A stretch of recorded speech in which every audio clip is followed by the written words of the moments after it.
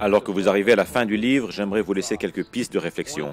Une des choses pour lesquelles j'ai beaucoup prié, c'est que, après avoir lu ce livre, vous ne soyez pas frustré vis-à-vis de votre Église, presque prêt à l'accuser.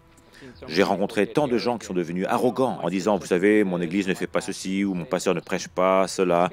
Mais au bout du compte, vous ne pourrez pas blâmer qui que ce soit. C'est un peu comme dans l'histoire d'Adam et Ève où Adam pêche et dit « c'est à cause de la femme que tu m'as donnée » et la femme répond « c'est à cause du serpent ». Ça ne marche jamais d'accuser Dieu. Vous êtes entièrement libre de vivre comme vous le souhaitez. Votre pasteur ne vous dit pas « je ne veux pas que tu pries toute la nuit » ou « je ne veux pas que tu donnes autant pour les pauvres ». Vous savez que ce sont des choses que la parole de Dieu vous dit, vous devez faire. Alors devenez des exemples pour votre Église. Vivez vos convictions plutôt que de les prêcher à votre pasteur ou de vous plaindre de tout ce que votre Église ne fait pas. Examinez votre propre vie. Deuxièmement, je vous encourage à vraiment prendre en compte le Saint-Esprit. Je pense qu'il s'agit là d'un autre domaine de notre vie où nous nous contentons de traiter l'Esprit comme s'il habitait en nous sans toutefois y faire grand-chose. J'aurais aimé parler du Saint-Esprit beaucoup plus longuement, et c'est pourquoi j'ai décidé d'écrire un livre sur le sujet du Saint-Esprit. En effet, en comprenant mieux qui est le Saint-Esprit, le Seigneur m'a fait découvrir tout un nouveau monde. Enfin, la dernière chose que j'aimerais ajouter, ne vous laissez pas paralyser par l'idée de la perfection.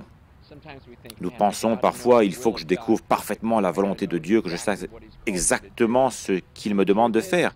Mais la vérité, c'est que Dieu veut simplement vous voir vivre par la foi, en démontrant par vos actions que vous êtes véritablement fou de lui. J'aime le passage de 2 Chroniques 6 où David croyait qu'il allait bâtir le temple. Et Dieu lui dit, non, ceci n'est pas ma volonté.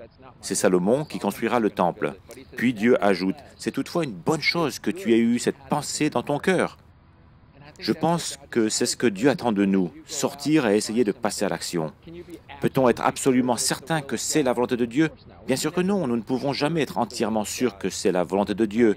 Mais ce qui est important, c'est que vous ayez essayé de faire quelque chose. Et dans votre cœur, Dieu veut voir cela dans votre cœur. Dans votre cœur, vous l'aimez vraiment d'un amour fou. Et vous essayez simplement de faire quelque chose pour montrer que vous l'aimez. J'espère que cela a été pour vous une expérience profitable, plus que simplement la lecture d'un livre ou de quelques vidéos. Je sais que ces vérités ont transformé ma vie. Elles ont profondément impacté ma façon de vivre. Et là encore, il ne s'agit pas de travailler plus ou d'essayer de mieux faire. Il s'agit d'aimer de plus en plus ce Dieu extraordinaire.